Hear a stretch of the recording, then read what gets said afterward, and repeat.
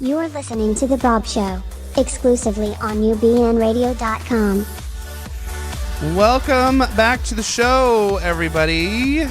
Very excited, I know. So excited. I am. You sound like it. You literally just, that was, I don't think I've ever heard you do that before. You literally, so excited. Is the show over yet? I got to get to an event. I want to know what everybody was talking about the hot old people for. It's Maitland. Yeah, you know why? I sort of came in on the end of because that of your because of your show. Well, first of all, ladies and gentlemen, I'm so excited that he's here. That was it. Yeah, exactly. So excited that he's here today because we've never actually had met before last week, but I had kind of met him, but he didn't know that it was me because I was talking to him online because I was doing social media for somebody. So anyways, long weird story is I've been excited to meet him, and I'm even more excited that he's here today. Please welcome to the show Steve Kazee. Yay! Oh, nice. Grammy winner, Tony winner, star of Working Class with Melissa Peterman, because we all love our Melissa Peterman here, so we have to have a shout out for her. Absolutely. But yes, and that was so the whole thing came about because we were talking about you doing Working Class. Danny's also friends with Melissa Peterman, and so somehow we started talking about Ed Asner, and out of nowhere, Maitland is like, Ed Asner's hot.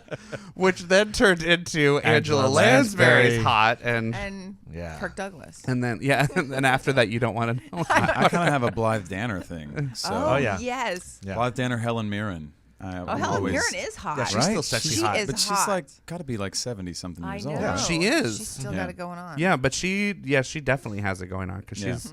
It's something about the confidence, I think. Yeah. You know, you get to a point where you just don't care anymore. Well, and I love that. And who was I just? Oh, Linda Gray from Dallas. You know, I was just watching her. She did the Oprah. Where Are They Now?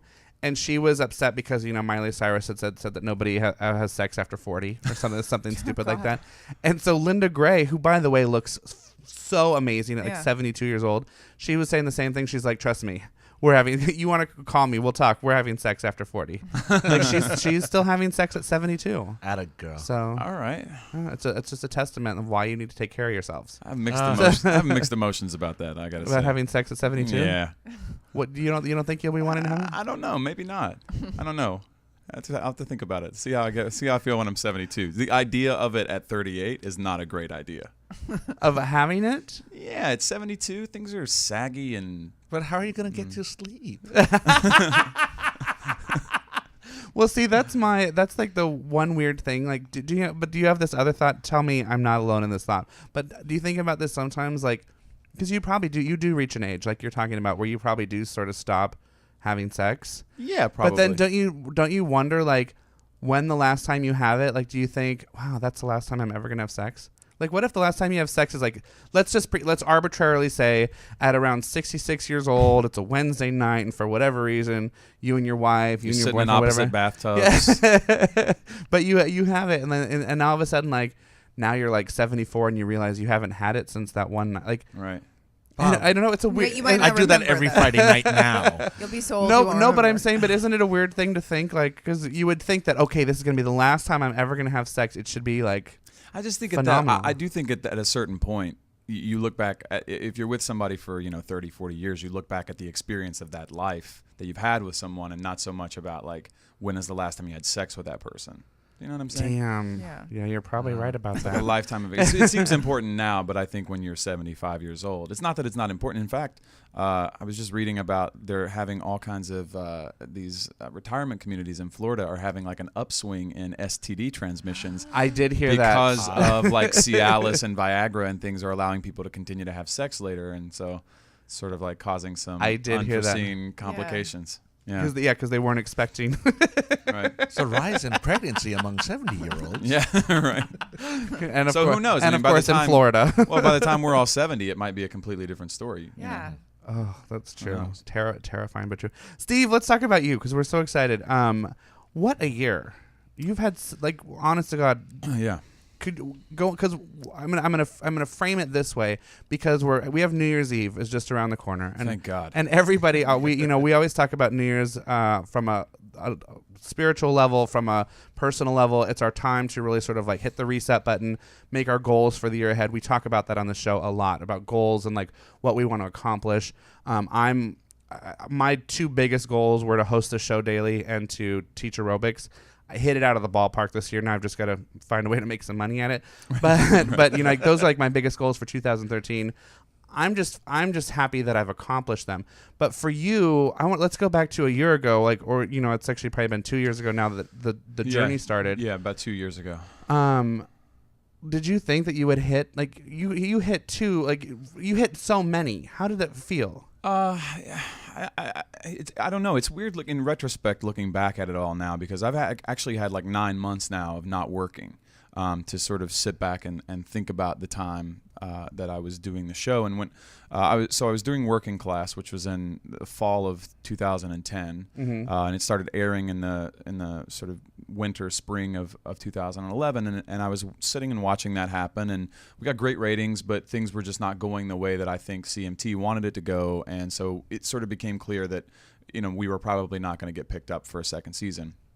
So I automatically started thinking, like, well, what do I do next? And I just happened to be going on vacation to Nashville to do some press for CMT. And on the way there, I got a call from my agent who asked me if I wanted to do a workshop of a new musical in New York. And I didn't at the time. I got my heart broken a little bit in New York, just from, I was losing out on parts to sort of like, you know, second-rate television actors, you know, and it was just like, okay, well, because they're going after the name and not the talent. Absolutely. And so I was like, well, if that's the model, then let me go to Los Angeles, try to get on a television show, and that way I can go to New York and do whatever play I want to do. So that was sort of my idea for coming out here to begin with. So when they asked to come back and do a workshop, even, I just wasn't interested in.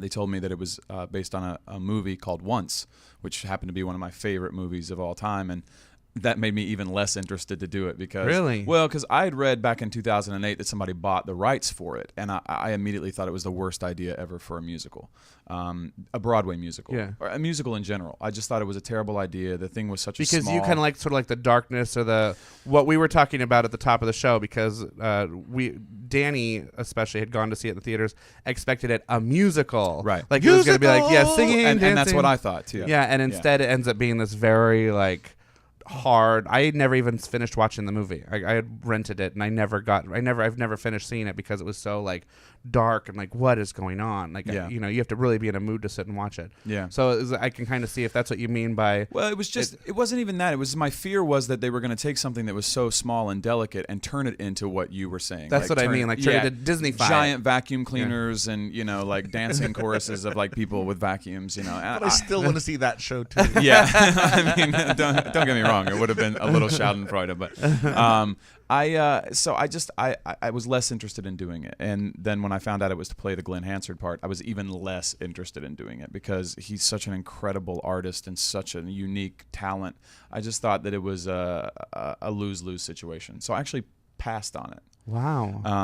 And a couple of days later, my agent called again and said, you know, listen, this is the creative team. It's this guy, John Tiffany and Stephen Hoggett, who did a show called Black Watch, which was at St. Anne's Warehouse, which had gotten so much acclaim about this Scottish regiment in the Iraq War. And so, you know, I sort of listened to that conversation a little bit, and I still just thought it was a bad idea. I just didn't think I was the right guy. And so I passed again. And it's really a testament to Jim Carnahan, who was the casting director, and also my team of people. They kept pushing, and finally it was, okay, well, look, they don't have anybody to do the workshop. Can you just go to New York and sing the songs? Like, what can it hurt? There's no guarantee you're going to even get asked to do the out of town. And I was like, but it's amazing if you would just, you started the story talking about how like you couldn't get anybody in New York to take you, and now New York is like begging you to come, and you're like, that's not for me. Yeah. So I decided to go, and within the first like 10 minutes of the first sort of read around the table, I knew that I was in something that was completely unique and special, but still did not. I thought, well, this will have like a nice little run off Broadway, and then it will go away, and I'll be back in Los Angeles by like April. Which was not the case, as we all know. So the journey sort of started there, and then we went to Boston for 5 weeks in April, which is where I found out that Working Class had been canceled. And then had a lot of time between like April and October, which is when we started at New York Theater Workshop, to just sort of work on the music and sing the songs and try to get ready for the run. And it just was magic from the get-go. The problem was that at the time that all of this was happening, my sort of personal trajectory was headed downward. So my professional was going up, my personal was going down. My mother's health actually started to sort of decline at the same rate that my career started to grow. Oh, wow. So it was a sort of mixed bag, because I was not, throughout the entire process of Once, I was not in what I feel like was like the best state that I could have been in. And I think it was hard for my cast. I think it was hard for the team, the creative team there. It was definitely hard for me, but I was really struggling through a large part of that time, and going through a breakup, and it was just a lot of different things. So, and we all have that in our lives. I'm not unique in that way, but it's interesting. But it's hard to get up on stage every night and sing and. Well, that was the one part that sort of saved you every day. Was being able to get out on stage. It was the rest of the stuff. It was the sort of social aspect of life that was very difficult. The performance aspect of life was the easy part, because you could just channel all of that into your work in some way. Or not. I mean, I'm not a method actor like that. I don't spend hours getting ready for a show. I'm sort of like talking up until we go to places, and then I head out and do the show. But it is nice to be out there living a life that is not your own for 2 hours. And at what point did you know? I mean, like you said, you talked about it in the reading, but at what point did you know? Wow, this is awesome. Because I'm not a Broadway person. It's the gauge. I know it's the gauging that I didn't get. Like I'm not the person that. I feel like people are gonna rush in the room right now and take you away somewhere. They might. We're close enough to West Hollywood. That's a possibility. We have Patti LuPone out there. I've admitted it enough, and we've been okay. Lightning hasn't struck yet, but so for me, whenever a Broadway show really hits these days, like it's harder and harder to get a Broadway show to sort of like break out from New York. Mm-hmm. You know what I mean? Like for like Wicked, everybody talks about Wicked because Wicked is sort of like one of the more contemporary musicals. Yeah. Well, Book of Wicked, Mormon now, I think, is like the big I was going to say Wicked, Mamma Mia, Book of Mormon. Those are very rare these days that like a show really kind of explodes. There's people don't realize there's so many new shows that are constantly going on in New York. Yeah. Some of them work, some of them don't. So whenever something does hit and all of a sudden like we're talking about it here and people have actually heard about it, that means it's really successful and really awesome. Yeah, you're in one of those. Like you got to watch yours sort of do that, which doesn't even seem real a lot of the time. When I drive by the Pantages and my picture's out front, it's very surreal to me because I still don't have that sort of realization of like what an impact the show made on people. You know, when you're in it, I'm not sure if you know exactly how it affects people.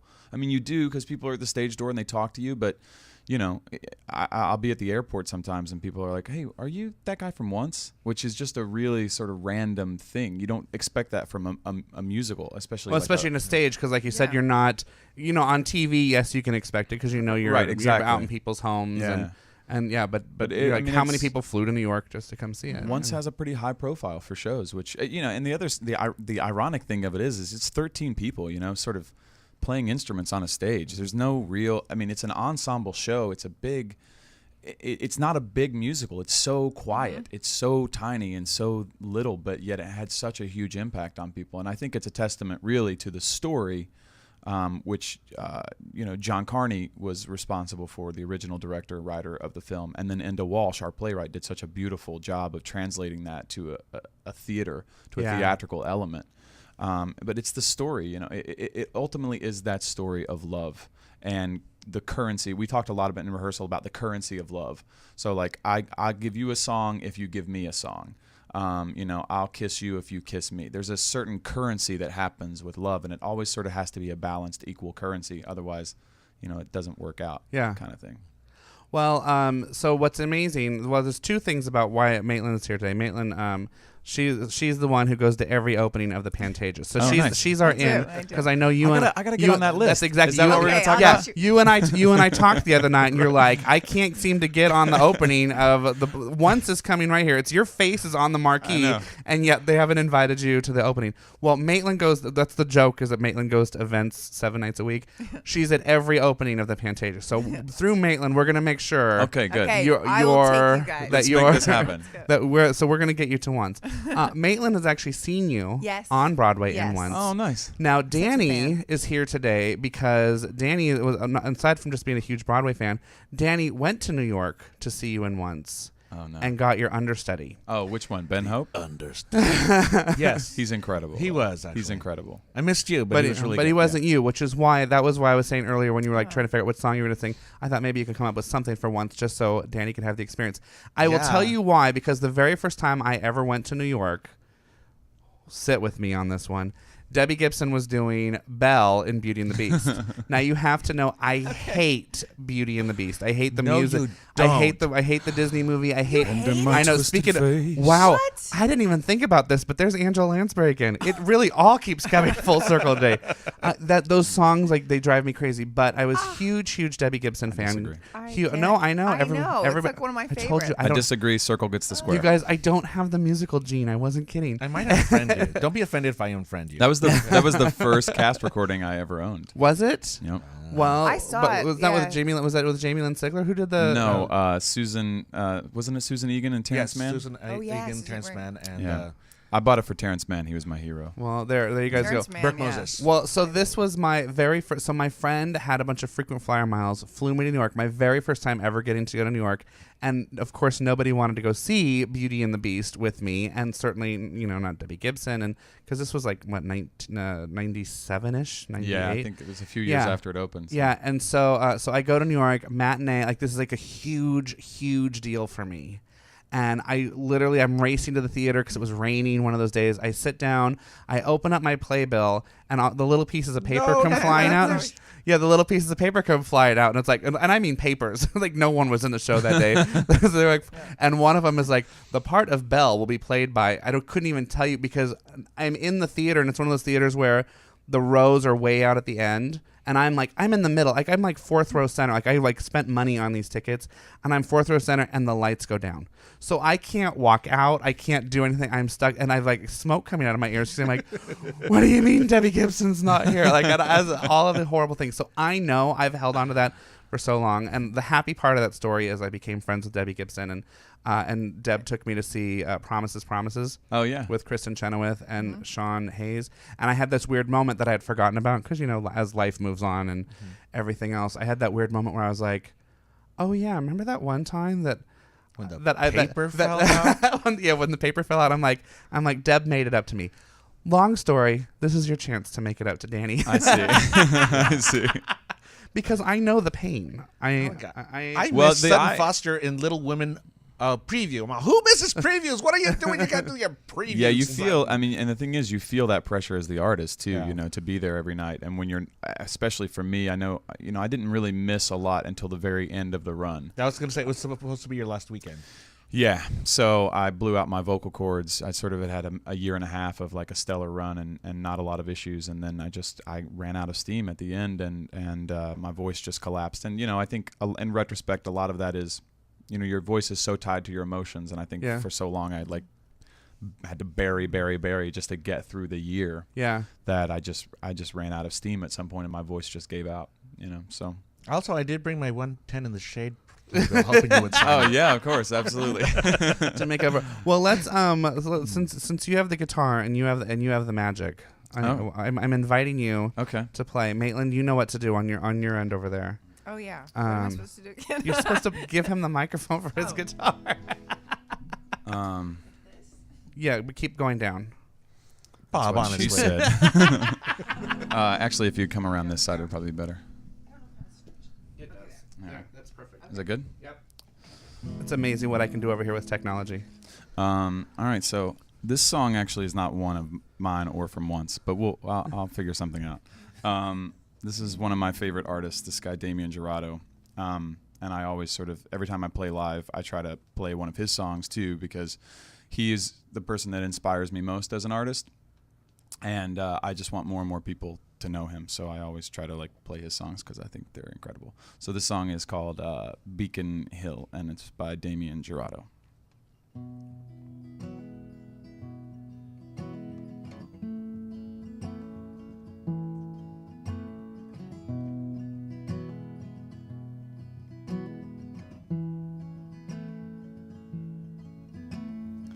keeping you close, falling behind. I lost my voice and you lost your mind.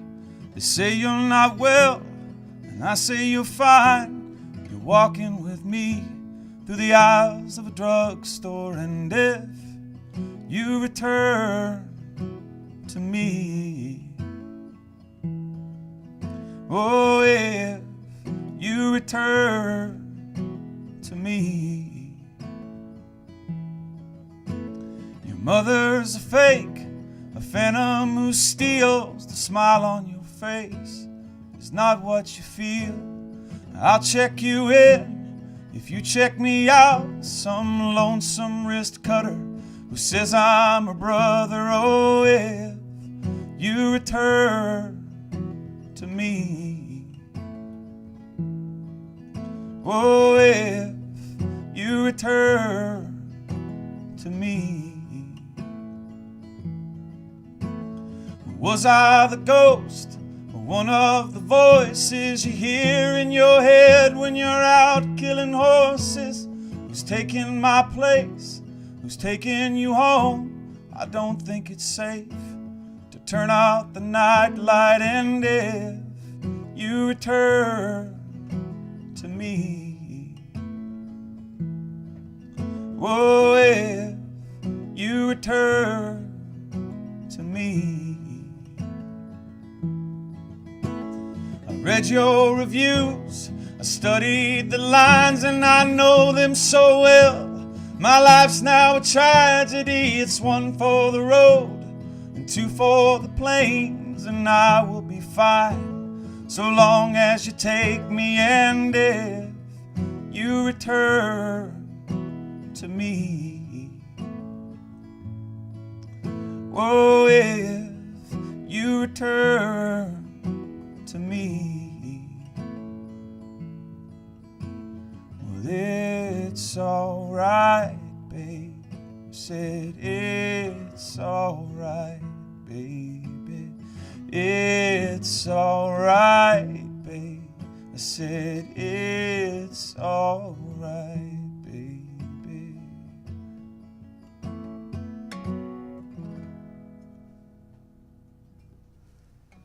Oh my God. Great.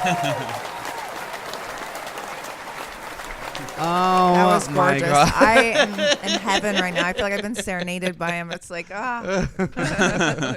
That's if you push that Oh, down. yeah. Yeah. having problems with his microphone. Before you get Gotta pushed back through the bring it. window. I know. Oh my God, that was It's beautiful. incredible. Thanks. Are you? I mean, singing. We have to take a break, but are you is singing like? Is that?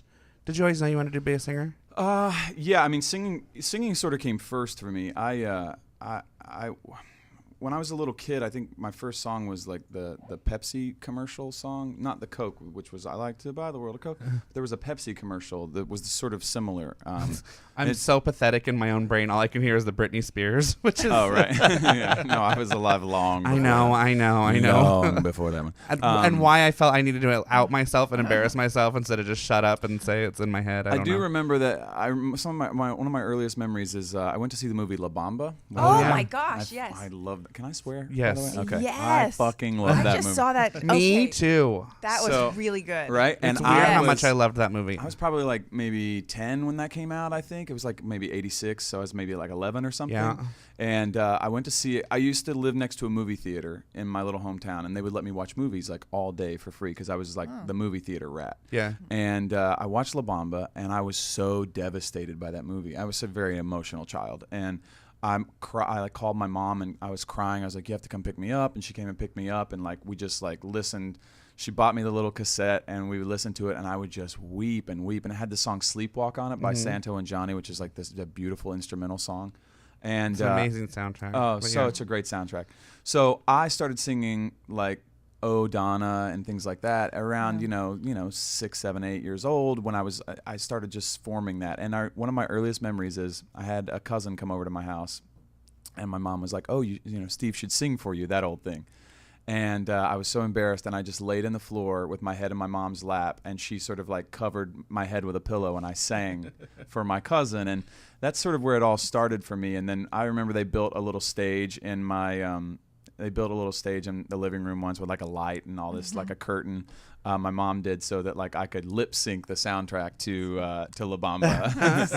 And so we had just little moments like that. But I was always a singer first, and then played guitar for a while. I played guitar since I just picked up a guitar around 13 and started playing. And, did you teach yourself, or did you go take lessons? I taught myself. My dad had been a guitar player, but by the time I wanted to learn, he had stopped, and so there was just a dusty guitar laying around, and I was real sort of stubborn. You know, you want me to show you something? Nope, I got it, and I just sort of struggled through it, picked it up, and figured out what sounded right. It's always bizarre to me. I never understood, because I had somebody try to teach me for like 3 years because we did this show and having to learn guitar, and I promise you I can barely do a D chord right now. Yeah. And that was with somebody teaching me. I've never understood how people can say they taught themselves. I think a lot of times the instrument chooses you. I hate to sound all sort of like heady and philosophical about it, but I believe it. The guitar, a very famous guitar player said that the guitar is a divining rod between you and God. And you know, so in a lot of ways, I think that it does.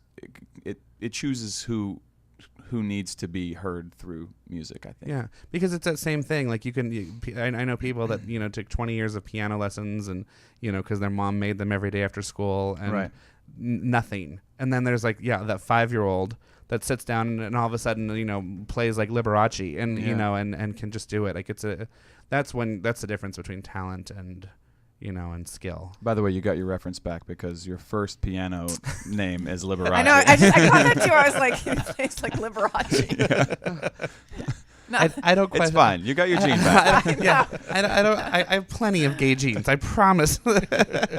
Promise. Hello. And did I not go? Was that not obvious when my Pepsi song was Britney Spears? Oh. Good point. Yeah. Although you lose another point for Beyonce, so. Oh, see, you heard that too. I know. See. That, yeah. Yeah, but then I'm going to see Bette Midler on Thursday night. Oh, so it's a balance. It's a balance. Which was on Broadway, so exactly. There you go. No, I've seen some stuff on Broadway. We're going to take a quick break. If you guys want to call in and say hi, we're at 323-284-7826, or you can tweet us. We're all on Twitter. Steve Kazee, Kazee. Yeah. We've got Maitland Ward, Maitland Ward, and Danny Casillas, Casillas, and I can spell. You're magic. Don't go anywhere.